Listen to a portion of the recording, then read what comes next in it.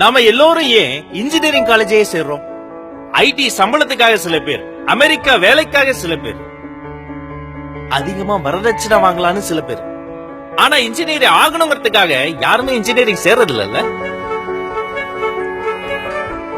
யாரோ ஒரு வெள்ளக்காரன் கண்டுபிடிச்ச சாஃப்ட்வேரை மனப்பாடம் பண்ணி கோடு எழுதி எக்ஸாம் எழுதி பாஸ் ஆகி வேலைக்கு சேர்ந்து அங்க ஆன்சைட் போய் அப்ரைசல் வாங்கி சொந்த ஊர்ல ஒரு லேண்டா வாங்கி இஎம்ஐல ஒரு வீட்டை கட்டி வீட்டுக்குள்ள கல்யாணம் கட்டி நமக்கு பிறக்கிற குழந்தைங்களுக்கு ஸ்கூல் ஃபீஸ் கட்டி எக்ஸாம் ஃபீஸ் கட்டி அதுங்களுக்கு ஒரு நாள் கல்யாணம் கட்டி கட்டின வீட்டுல ஒரு நாள் செத்து போறது, இவ்வளவுதானா நம்ம லட்சியம்? நான் பத்திரிகைகள்ல அடிக்கடி படிப்பேன்.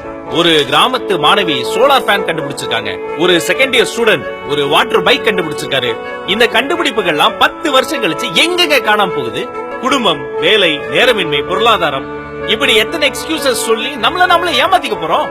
மெக்கானிக்கல் இன்ஜினியரிங்ல கிளாஸ்ல டாப்பரா இருப்போம். வீட்ல தண்ணி மூட்டை ரிப்பேர் ஆயிடுச்சுனா என்ன பண்ணணும் தெரியாது, பிளம்பருக்கு கால் பண்ணுவோம். எப்படி படிக்கணும்ன்ற யோசனை விதைக்க வேண்டிய எஜுகேஷனல் சிஸ்டம் எப்படியாச்சும் படிச்சணும்ன்ற பயத்தை மட்டும் தான் விதைக்கிறது. நீ பெரிய இன்ஜினியரா வரணும்டான்னு நம்ம பையனை பார்த்து சொல்றோம். எப்ப வச்சோம் நீ சிறந்த இனோவேட்டரா வரணும்னு அவனை உற்சாகப்படுத்திருப்போம்.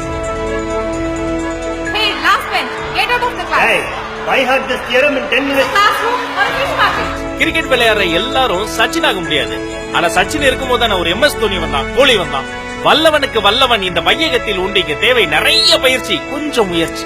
Wikipedia, Google search, cloud computing, எந்த வசதியும் இல்லாத அந்த காலத்திலேயே கல்லணையை கட்டினாங்க. ஆனால் டெக்னிக்கலி இன்னைக்கு கணக்கில் அடங்காத வசதிகள் இருக்கு. கட்டுமானங்களும் கண்டுபிடிப்புகளும் இருக்கா? குழந்தைகள் கையில் குட்டி குட்டி பலூன்கள் வந்தன. அந்த பலூனில் இருந்து ஹாட் ஏர் பலூன்ஸ், விமானங்கள், பாராசூட், ராக்கெட், சேட்டலைட் எல்லாம் வந்தன. வெறும் பலூனோடு திருப்தி அடைந்திருந்தால் நாம் வெறும் குழந்தைகள். ஆனால் பறத்தல் குறித்து கனவு கண்டு அதை கண்டுபிடிப்புகளால் சாத்தியமாக்கியதால் தான் நாம் மனிதர்கள். நியூட்டன் தலையில விழுறதுக்கு முன்னாடியே மில்லியன் கணக்கான ஆண்டுகள் ஆப்பிள் மரத்துல இருந்து கீழே தான் விழுந்துகிட்டு இருந்தது.